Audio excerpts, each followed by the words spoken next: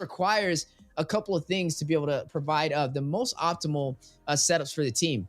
You got to stay close to him for that nether realm to keep you alive. And Deus Vult has a big CC pool, and they want that to happen. So RQ Hoshi is definitely going to have to play a little bit safer on these 5v5 engagements. Yeah, they got that Faramis too, like all of the answers towards the Faramis. You got the Ruby to tug it in, you got the Guinevere to set up the place. Now they still need someone to go in the jungler, someone for Magister to pick up. There's still the Martis here, like kind of like an anti-CC for their side. Great early game. The Nola's already out. I was actually thinking about Deus Vult actually picking that up, but this actually leaves in like only a few options here. And there you have it, right on cue. Just I mentioned that the Martis is going to be an anti-CC. A great early game from Deus Vult. They pick it up here. This is looking really scary for both sides. It seems like it's going to be team fight heavy type of composition for both RRQ and Deus Vult. I will say, though, Banana picked up that Benedetta again. We saw that in game 1 up against Team Logun, and that really made the difference between him and Skylar being able to pressure the side lanes and win on the 1v1s. I mean, you see Banana oftentimes rotating around and being able to clear that side lane and get to the mid lane with ease and out-rotating their opponent. And then the same thing, Skylar just easily able to gap his enemy marksman. So it is going to be a challenge over there for the side of Deus Vult, but I do like their draft. I'm actually maybe favoring their draft a little bit more than RQ Hoshi. I think both of them are pretty strong. I just like when it comes to how synergized the side of Deus Vult is looking, there's going to be a lot of CC, but there's a lot of sustainability to work into the favor of RQ Hoshi as we are now getting ready to jump into the most anticipated match of the Game of Futures 2024 group stage. RRQ out from Indonesia going up against Deus Vult from Russia. Who will be able to claim this series? Yeah, Busco going out to give the vision here for RRQ Hoshi, knowing that Magister actually started off with that red buff. Maybe possibly just trying to be a menace here, or a nuisance rather, in the jungler here up against Deus Vult. Even Octa is here rotating towards them, but Kid Bomba though on the top side, a solo kill being picked up there by the Benedetta, by Banana here of RRQ Hoshi. But Brusco right now getting dealt with here by Sawo, being punished there for overextending.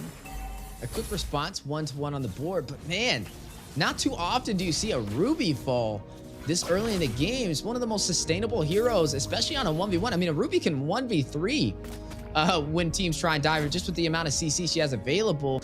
Kid Bomba just kind of being a little too overly aggressive. Gotta put some respect on Banana with that Benedetta. I mean, he's a Benedetta main so far, at least for the Game of Futures, with how well he's been executing. But I will say, Kid Bomba, another up-and-coming prospect in the XP lane, can definitely give him a little bit of a challenge. But you are going to see the other death on the other side of the table. That is going to be Sawo, who did pick up the assist. The kill went to Magister. That is the jungle for the side of Deus Vult. She's going to put him a little bit ahead of Irad in terms of these rotations and farm.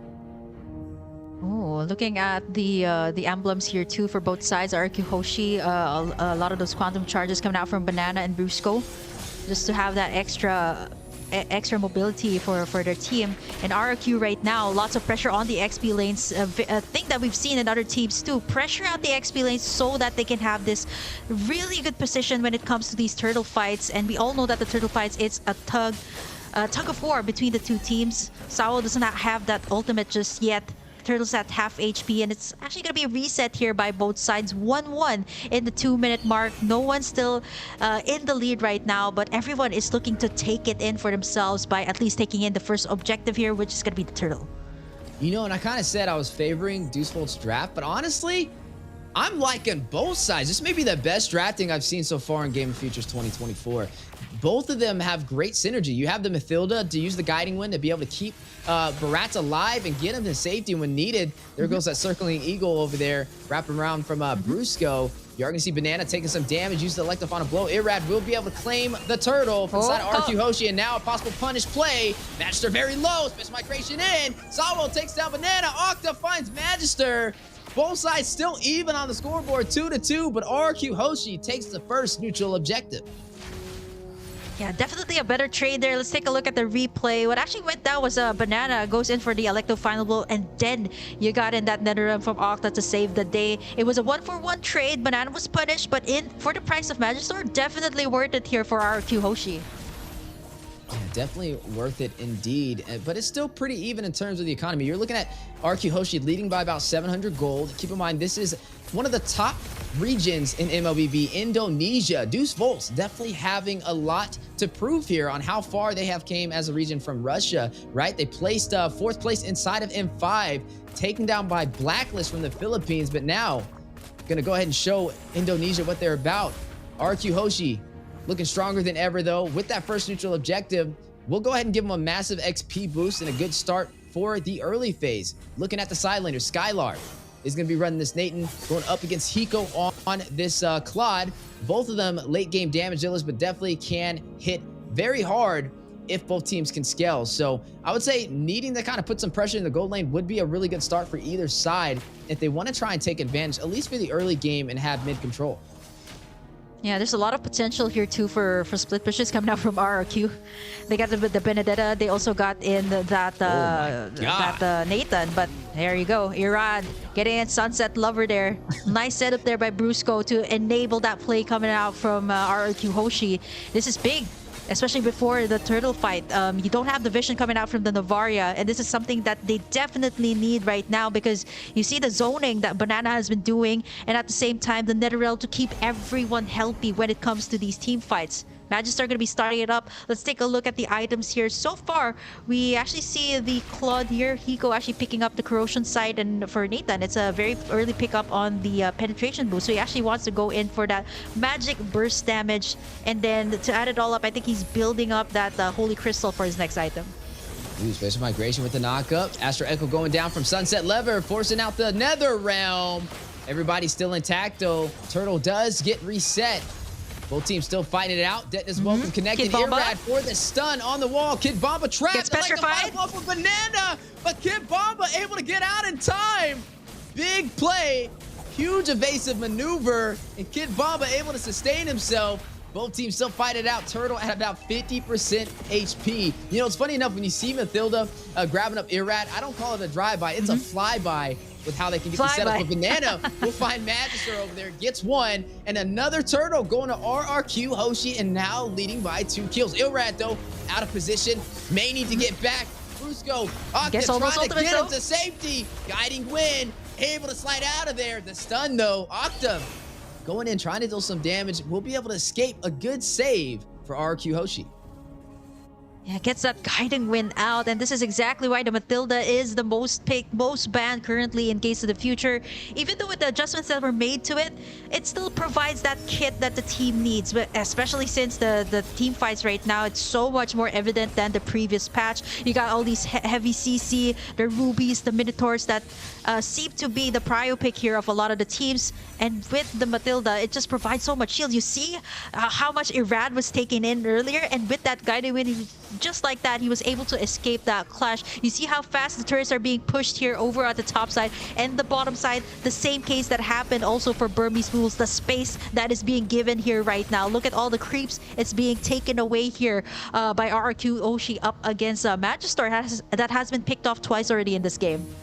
Yeah, RQ Hoshi just way quicker to these objectives, putting Deus Vult in an awkward position. Hiko very low. Skylar rushing in, able to deal the final blow, and gets back out to safety with the power of entropy. 5-2 on the scoreboard, and now up by 4,000 gold. You did see Irad pick up the blade armor too, already prepping for Hiko as he gets a couple more of those core items, such as that golden staff Magister to deal with basic attacks. But Magister rushing in is going to use the mortar coils. Brusco very low. Violet Requiem for the double setup. Magister hits the decimation, takes down Octa. Irat's still alive. Linebacker now may be able to go in, but Rat's very low. We'll go back to Skylar, finds Sunset Lever from afar. 6-3, RRQ Hoshi leading the early game.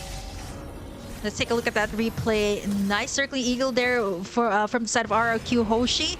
They got that nice setup from Sawo though, and that tug in from Kid Bomba. It was only Octa that paid the price there, and that's what we really get when you have that Nether Realm up, right? Like, you're able to sustain anyone, you're able to do all these aggressive dives that RRQ Hoshi has been doing even under the turret here of Deus Vult. Here comes the vision coming out from the side of Deus Vult. I think it is going to go to the side of RRQ Hoshi here, but here comes the Circle Eagle once again for Brusco. Connecting a full bullseye on the Magister. Able to get away though. 1 HP escape. Netherrealm proc. Octa getting away. Good saves from Brusco so far with the guiding win on this Mathilda. I guess we're seeing why it's the most banned hero of Game of Futures 2024. I mean, just look how well he's executing on keeping his team alive. Not only providing the escapes, but providing the shields when necessary to negate the damage. Wow, look at the gold here of Banana, 6,370. A whole lot more than what Kin Bomba has, who's standing at the 4,399. I mean, even the Matilda here has so much more gold. And look at this, ongoing fights all across the board. Sawo unable to get up that setup, but Irad's taking up a lot of the damage this time, not able to get out the Blazing Duet to clear out the waves. And that is going to be the Irad for the price of taking in the turrets here. It is still going to be Deus Vult finding something out of that one. It's funny you were talking about Banana's gold. He even had more gold than Hiko, and he's in the gold lane. That just shows you how well Banana is performing today, as you are going to go ahead and see the Lord take the tier 2 turret on the bot side. The map opening up for the side of RQ Hoshi, claiming majority of the real estate for Deus Vult so far, having a hard time responding, and now down by 5,000 gold. Highest kills on the game is a tie between Skylar and Banana. A battle from the side lane is who we mentioned having such a strong game, especially when they went up against Team Logan. They had a hard time just beating them on the one-on-one matchups in the side lanes, and this is where RRQ Hoshi thrives. You're able to see Skylar often be able to beat his opponent in that lane, and the same thing with Banana running the Benedetta, able to out-rotate. But speaking of rotation, Sawo checks the push. Fish migration in for the setup, and now the Netherrealm response from RQ Hoshi, full sending it. Kid Bomba very low, gets away, but Banana elect the final blows to safety, and neither side will find any casualties. Oh no, but Irad right in the middle of everything. Sawo does not have that setup just yet. Irad can pretty much tank up any of the damage being tossed out here by Deus Vult. 10 minutes in, RRQ Hoshi with a 32k lead. And of course, the real estate that is really pricey these days, and something that RRQ Hoshi definitely has in this game. Not only that, they can also get all the resources around the map. Deus Vult not able to take anything in as of the moment. And 30 seconds in, we're going to be seeing the first Lord of Gain spawn in the Land of Dawn. As for Deus Vult, they really need to have these nice setups coming out from Kid Bomba or Sawo here, and so far they've been getting it. But what's really hard is Octa's been popping in that Netherrealm, which is kind of like everybody's health is all the way back up to full, so pretty much nullifies what the setups are doing. But what they really need right now is going to be the Blazing Duet coming out from Hiko. I saw that he actually picked up the Demon Hunter sword already, maybe going in for the Golden Staff for his next item, so he should be able to dish a great amount of damage once it at least reaches the 15 mark of the game. But RRQ Hoshi is not letting up. They're going to be taking in this Lord without any contest at all from Deus Vult. And Deus Vult needs to watch out for Skylar. He's already 2,000 gold ahead of Hiko. I mean, you see how fast he shredded down that Lord, and that's just kind of a little bit of a preview on what he's going to be able to do if it comes to these 5v5 engagements if Deus Vult is not careful. Now, they need to find a way to turn this around, right? It's not too far out of the ballpark yet for them to have a chance to turn this game in their favor, but they may have to start playing for the late game. I mean, you're seeing this Lord crash in. They're down to their inhibitors already at the 12-minute mark, and RQ Hoshi going in for blood. Tetsusawa has to use his special to get out, but Skylar will find Kid Bomba on the top side. I'd like to find a blow. There's the petrify. The stun. You're going to see Blazing Duet forced out. Skylar will find the inhibitor, opening up the base for Deus Vult. Now the counterplay. Magister very low. Netherrealm going down. Skylar with the mega kill finds Magister. 2 members down for Deus Vult, and the base has been cracked open. RQ Hoshi completely dominating this last 12 minutes. Oh, it's only Sunset Lover, Sawo, and Hiko left to defend. Can they make it? There's a lot of minions coming in here, crashing in the base of Deus Vult. They still got that Blazing Duet, though. Can they defend this one? 12 minutes in. RRQ Hoshi just taking it in. Kid Bomba with a nice tug, but there comes the clapback here from RRQ Hoshi. Banana! Wow, 2 for the price of none. RRQ Hoshi. Everyone's still alive right now. Yeah, but the Astro Echo does connect, providing a lot of slow on RQ Hoshi, but they're still taking the fight to their home turf. They're not pulling no punches today, as they're going to try and go in for some more. Looks like they want that last inhibitor turret. It may fall. Deus Vult trying to contest, giving it their all, but RRQ Hoshi holding that Indonesian flag high, letting them know, Viva RRQ. Deus Volt's definitely need to find a way to turn this around. 11.3k for Skylar here, and Hiko standing at 9,000. Yes, he does have the core items here of the Claude, but the timing here of the NetherRealm 2 is something that they have to watch out for, not to mention the free hits here of Skylar, who hasn't been shut down just yet. 401 rather on the Nathan. 45 seconds in, one more Lord here could actually be it here for the side of Deus Vult. They got the Nathan here.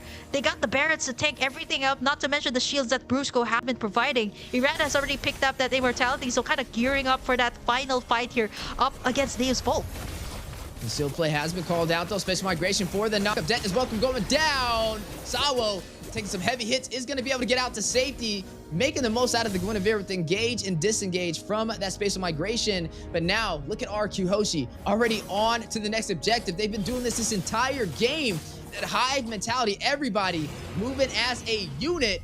Gonna go in for this Lord, and Deus Volt's not in a position to contest, but they may try to, as look at Kid Bomba thirsty for a set. He needs to open this up for Deus Volt if they have a chance. He has the Arm Offended ready, but can he get it? He's gonna use it.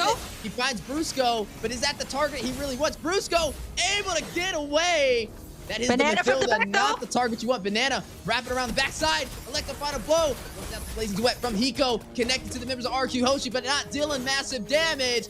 Major utility off the board for both sides, but RRQ Hoshi gaining control no, Skylar, of the no. Lord pit. Nether going down. Skylar will find Sawo. They're going in for the kill. They don't need the Lord. They want to finish it. Banana's They are clearing on up the the chase. Banana with the split push capability, showcasing his mastery on this Benedetta, forcing Deus Volts back into the base, and they will claim this Lord uncontested.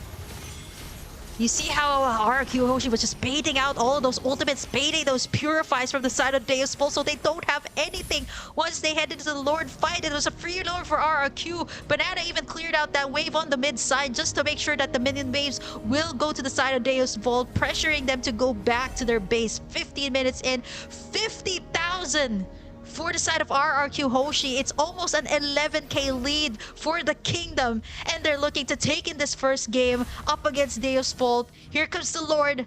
50-minute marks, the enhanced Lord for the side of RRQ Hoshi. The only thing here for Deus Vult to do is to have that setup, but right now the mobility, the shields that is being provided here by Brusco is not something that they can easily deal with. Here comes this setup from the side of Sawo, but Brusco comes in with a clapback. Yeah, Astro Echo will connect too as well. Forcing out the NetherRealm. Octa gets killed. Skylar finds Cywell. You're going to go ahead and see the Blazing Duet go down. Lord almost bursts it out of the game, but makes his way to the base. Crystal, 50%. Octa gets a double. Takes out Kid Bomba. 10%. Skylar finds Hiko, and down goes the base.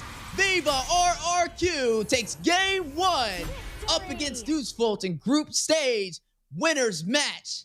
My goodness, what a show. I mean, this is what we expected, right? A matchup just like this. RRQ Hoshi and Deus Vult. RRQ Hoshi just stopped the tracks here at Deus Vult. Like, they got that Matilda, which is actually one of the top picks right now. And you can understand why these teams have been banning it away. You see the shields that were provided,